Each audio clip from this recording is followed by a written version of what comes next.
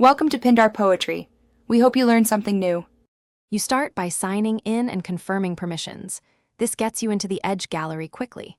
Make sure you use the account that has access and enable two-step verification so features load reliably. Once signed in, grant camera and microphone permission if you'll test models locally, and check your device specs. Insufficient RAM or an out-of-date browser will block model previews.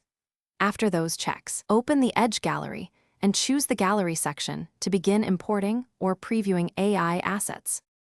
Now you import and configure a model so it runs where you need it. Choose the demo or model card, click Import, and add it to your workspace. That creates a local instance or links a cloud deploy. Then configure inputs, pick camera, file, or URL, and map inputs to the model fields. Finally, set runtime options.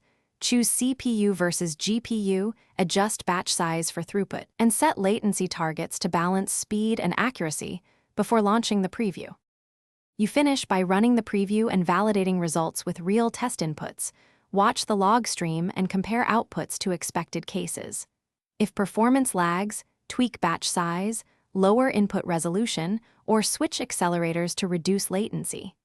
Make sure to save configuration snapshots once you're satisfied.